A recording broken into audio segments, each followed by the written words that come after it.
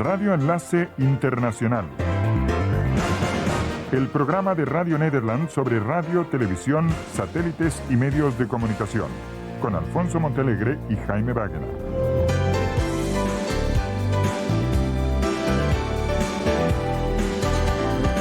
Hola, ¿qué tal amigos? Y bienvenidos al programa que se transmite a través de la frecuencia de esta, su emisora local favorita. Dentro de unos instantes vamos a dedicar nuevamente casi todo el tiempo de este Radio Enlace Internacional para hablarles una vez más acerca del problema del milenio en esta tercera y última entrega. Pero primero, los teléfonos celulares. En el pasado hemos visto cómo el teléfono celular ha desempeñado un importante papel en asuntos de vida y muerte. Por ejemplo, en el aniquilamiento de un conocido palestino acusado de terrorismo por Israel. En su teléfono se escondió una carga explosiva que detonó al contestar una llamada, ya se imaginarán de quién. También el teléfono celular sirvió para rescatar a alpinistas perdidos en una luz en los Alpes franceses, y un teléfono celular fue también el probable causante de una tragedia aérea en Taiwán. Jamás utilice su celular a bordo de un avión en marcha. Hoy comenzamos el programa de nuevo con el teléfono celular como protagonista. Esta vez en la matanza de estudiantes en una escuela secundaria de Littleton, un lujoso suburbio de Denver, capital del estado norteamericano de Colorado. Mientras dos jóvenes norteamericanos emprendían la peor matanza de la historia en una escuela pública de Estados Unidos, los hechos estaban siendo narrados en directo, pero no por unos reporteros, sino por estudiantes del Liceo de Denver, provistos de teléfonos móviles. Sin preguntar a nadie, los propios estudiantes se autonombraron reporteros y antes que llamaran a la policía o a sus padres, prefirieron saltar a la fama a través de la radio y la televisión. En una peculiar circunstancia de esta tragedia que ha dejado 15 muertos y 23 heridos, un estudiante llamado Bob, que escapó a la matanza, usó su celular no para llamar a la policía ni a sus padres, sino a la televisión local. Aunque los presentadores del canal parecían ansiosos de cortar la comunicación con el joven, él siguió contando lo que había visto y oído. Pero esas conexiones telefónicas también proporcionaron a la policía información valiosa sobre dónde estaban los asaltantes en cada momento. Y en una autolimitación inusual, las radios y televisiones fueron muy cuidadosas en dar información, temiendo que los agresores pudieran estar viendo la televisión, pues había receptores en todas las aulas. Los teléfonos móviles comunicaron a los alumnos con sus familias, mientras éstas podían oír los disparos y las explosiones y los gritos de sus compañeros. Los padres y estudiantes que poseían teléfonos se los prestaban a quienes carecían de ellos. Como el tráfico de llamadas era tal, la empresa de telefonía US West rogó a sus usuarios que no ocuparan las líneas a menos que fuera urgente. Algunos de los jóvenes que vivieron el infierno de violencia recordaron cómo les resultaba imposible creer lo que estaba ocurriendo y la sensación de que se habían convertido de repente en protagonistas de una de tantas películas de violencia tan comunes en los Estados Unidos. Ves que ese tipo de cosas pasan en las películas y siempre piensas que tú serías más valiente en unas circunstancias similares. Explicó Kylie Morton, de 15 años, que debió ocultarse bajo un pupitre y rezar junto con sus compañeritas. Para Antonio Quinn, de 18, la matanza parecía tan catastrófica para ser real que su impulso fue correr al interior de la escuela cuando comenzaron los disparos y explosiones. Allí se encontró rodeado de estudiantes a quienes los asaltantes disparaban. Estaba como en una película. No sentía que fuera real. Estaba esperando a los rótulos del final para que todo eso acabara, relató el joven ante las cámaras de la televisión norteamericana. En la tragedia de Denver, la red Internet ha jugado también un importante papel. En la página personal en la red mundial de uno de los autores de la matanza se encontraron los detalles para fabricar el mismo tipo de bombas que se utilizó en este atentado. La página de Internet de uno de los dos presuntos autores de la matanza de la escuela secundaria de Littleton contenía instrucciones para la fabricación de bombas, declararon inmediatamente después de la tragedia varios responsables del centro Simon Wiesenthal de Los Ángeles. Eric Harris, de 18 años, y Dylan Klebold, de 17, se suicidaron después de haber matado el martes a 13 condiscípulos y herido a otros 23 en un tiroteo. Las pipe bombs, como se denomina en inglés a las bombas de fabricación casera, son uno de los medios más simples y eficaces de matar a un grupo de personas o destruir a algo. Puede leerse en la página, hoy desactivada, del entretanto difunto Eric Harris. La transcripción de las 5 páginas incluye consejos para la fabricación de explosivos con ingredientes como el napalm o simplemente con un detergente. La metralla es muy importante si quiere matar y herir a mucha gente. Cualquier cosa pequeña o metálica puede servir, desde un trombón roto a pedazos, a clavos de 5 centímetros. Un médico de un hospital de Denver indicó que una joven estudiante de secundaria resultó gravemente herida de metralla en el liceo de Littleton, en las afueras de esa ciudad del estado de Colorado. Los responsables del centro Wiesenthal agregaron que todavía deben esclarecer cuándo apareció ese material en Internet y si Eric Harris es su autor. Varios investigadores del centro Wiesenthal detectaron la página Internet antes de la tragedia, pero no encontraron nada alarmante. No encontramos nada preocupante, declaró Rick Ayton. Ninguna instrucción sobre fabricación de bombas ni material racista, solo poesía rara y cosas por el estilo.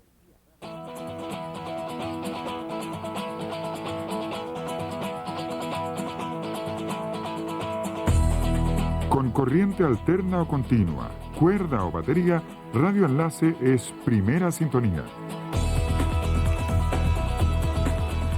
Quizás muchos de ustedes conozcan de nombre y hasta de vista a Peter Arnett, el héroe de CNN durante la Primera Guerra del Golfo de los Estados Unidos y sus aliados contra Irak. Ahora la cadena de televisión por cable CNN o CNN planea despedir al veterano y galardonado corresponsal de guerra Peter Arnett, quien ha trabajado con la empresa desde hace 18 años, según artículos de prensa del 19 de abril. El anuncio ha aparecido en los diarios The New York Times y Washington Post. Se ha producido 9 meses después de que Arnett desempeñara un importante papel en el embarazoso informe de CNN que acusaba a las Fuerzas Armadas estadounidenses de haber usado el letal gas neurotóxico sarín en la guerra de Vietnam. Durante la Guerra del Golfo, Peter Arnett se convirtió en el corresponsal más conocido en la historia de la cadena que transmite exclusivamente noticias por sus reportajes desde Bagdad durante los bombardeos estadounidenses y británicos a la capital iraquí. CNN rehusó comentar el caso, según el matutino neoyorquino. El diario The Washington Post publicó un artículo similar. El informe Tailwind, presentado en la apertura del noticiero central de CNN, CNN Newsstand, fue uno de los momentos más embarazosos para la cadena. Luego de una revisión independiente del caso, Cable News Network y Time, ambas propiedad del gigante periodístico Time Warner, se retractaron de las acusaciones hechas en el informe. CNN también despidió a los 2 productores del programa y el productor ejecutivo responsable de Newsstand renunció. Arnett, que ganó el premio Pulitzer en 1966 por su cobertura de la guerra de Vietnam, fue el presentador ante cámaras del informe Tailwind, por el que solamente habría recibido una severa amonestación. Radio Enlace te adelanta el tercer milenio.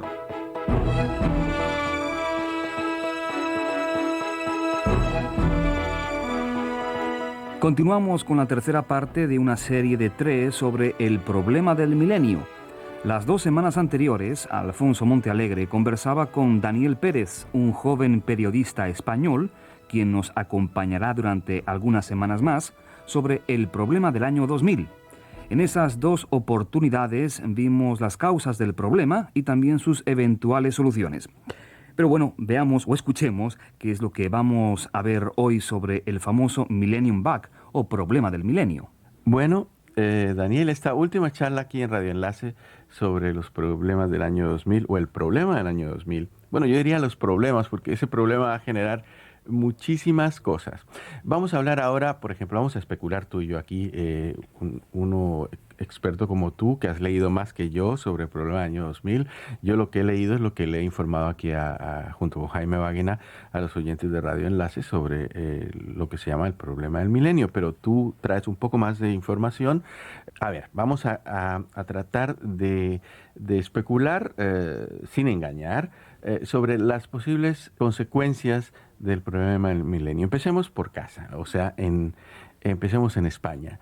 ¿Tú de qué manera crees que esto pueda afectar al español? ¿No funcionará más la máquina que corta el chorizo? ¿O, o el tren rápido a Sevilla no va a andar más? ¿O se van a cerrar los centros vacacionales en las costas españolas porque los ascensores de los hoteles no van a funcionar? ¿Cómo lo ves? Bueno, dentro de casa no creo que suceda nada. En un nivel doméstico no va a suceder nada. El problema va a estar cuando tengamos que depender de o medios de comunicación o medios de transporte que dependan a su vez de sistemas computerizados de fechas. No creo que notemos desde el 1 de enero del 2000 en nuestra vida cotidiana muchos cambios y que todo esté colapsado y que nada funcione bien. Creo que va a salir bastante bien la cosa. Pero algo va a pasar, ¿no? Eso habrá que verlo. Yo exactamente no, ni siquiera los que estaban debatiendo en Manila lo saben. No saben qué efectos va a tener eso en la vida cotidiana. Bueno, eso es algo que podemos ya comprobar y decir sin temor a decir una cosa que no sea verdadera. Que nadie sabe lo que va a pasar exactamente. O sea, que todo lo que se diga es o por decir o simplemente por tomar medidas a priori, que luego a posteriori no vaya a decir, bueno, nadie dijo nada, nos han tomado de improviso, no, nadie nos avisó. O sea, que algo va a pasar, pero no sabemos qué. Pero bueno, lo que yo quería saber es, por ejemplo, tú que conoces la idiosincrasia del español. Yo conozco la idiosincrasia del holandés y de América Latina, de algunos países de América Latina. Por ejemplo, yo te diría, aquí en Holanda habría un pánico terrible. ¿Por qué? La gente está acostumbrada. Hay personas que saben cuántos segundos dura el semáforo en rojo. Y ya tienen su coche listo para arrancar, porque ellos ya saben que el semáforo va a saltar. Lo he visto cuando, por ejemplo, por razones de tráfico, cambian la duración de los semáforos. Yo al principio decía, pero ¿por qué la gente está encendiendo su coche o está empezando a acelerarlos y todavía falta? Es porque la gente está muy automatizada. Holanda es una sociedad altamente automatizada. O sea que yo me atrevo a decir que a nosotros aquí en Holanda el problema del milenio nos va a afectar por lo menos en los nervios. La gente acostumbrada a que todo funciona a las mil maravillas, pues se va a ver abocada a un problema gigantesco. En muchos países de América Latina, por ejemplo, las calles que son de 6 vías, autopistas excelentes, pero están llenas de huecos a veces. Entonces, muchas veces las pistas sirven no para que haya un fluido tráfico, sino para evitar los huecos que están en la pista número 2, se pasan a la pista número 3, etcétera, etcétera. O sea que la gente allí está acostumbrada a improvisar, está acostumbrada a salir adelante, simplemente porque así lo exige la idiosincrasia de esos pueblos. Como te decía, el pueblo holandés sí va a sufrir, por lo menos en los nervios, la llegada del año 2000. Como decíamos en una charla anterior, el milenio trae consigo todo un aparatoso y tenebroso futuro, porque toda la gente piensa de 2000 es un nuevo milenio, es una nueva cosa que nadie sabe qué va a pasar.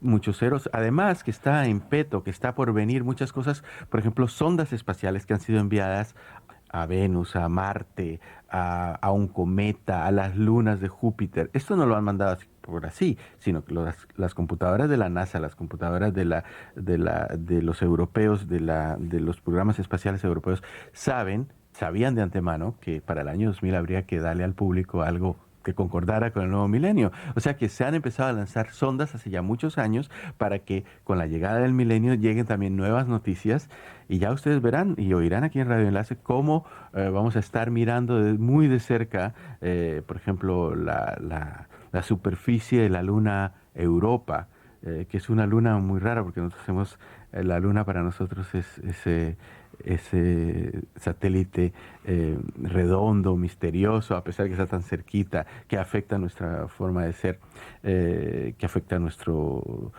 sentimientos muchas veces. La luna Europa es una roca gigantesca que gira alrededor de un planeta.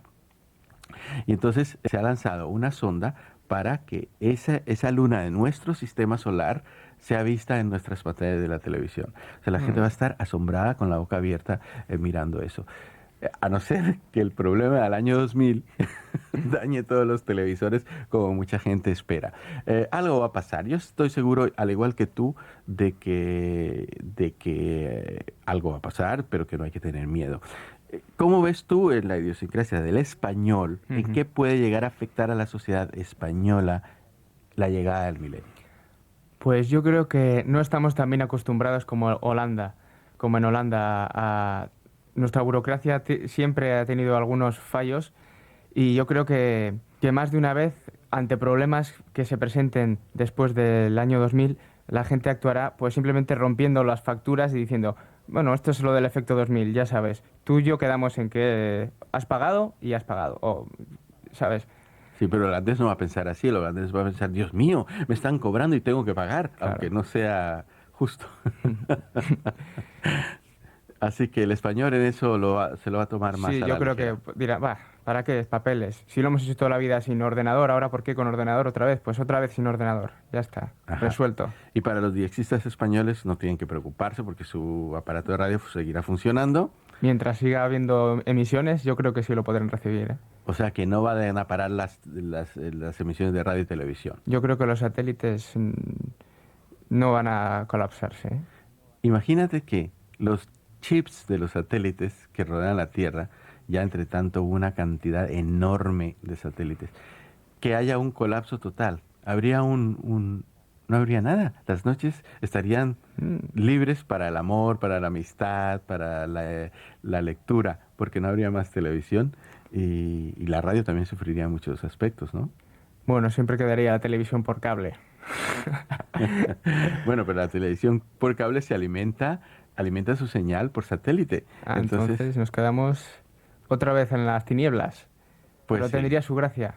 Claro que tendría su gracia. Nacerían Sí, sí. nuevas amistades, nacerían nuevos amores, nuevos Más romances. tiempo para hablar. Un nuevo baby boom, todas estas cosas. Que falta hace en Europa, por lo que dicen. Sí, pues creo que sí, que hace falta más población joven. Pero bueno, tú eres europeo, tú perteneces a la comunidad europea. Sí, sí. Y las nuevas generaciones de Europa, desde Portugal hasta Alemania y Grecia, en las fronteras exteriores de la comunidad, estarán no solamente luchando por solucionar el problema del año 2000, sino por solucionar el problema demográfico. Bueno, Daniel, muchas gracias por haber estado con nosotros A ti, Alfonso. en estas charlas de Radio Enlace con el problema del año 2000. Si tú pudieras sintetizar esto en una frase, por ejemplo, no se preocupen, o algo, ¿qué dirías? De una cosa bonita, poética, que emocione a nuestros oyentes. Pues yo creo que habrá que esperar para ver. Y no hay que lanzar cohetes ni darse por vencido. No hay que darse por vencido. Esa es una muy buena frase. Muchas gracias. De nada. Y de esta forma finaliza Radio Enlace Internacional, el programa de radio telecomunicaciones de Radio Nederland que le llega a través de la frecuencia de esta, su emisora local favorita. Saludos desde Hilversum, en Holanda.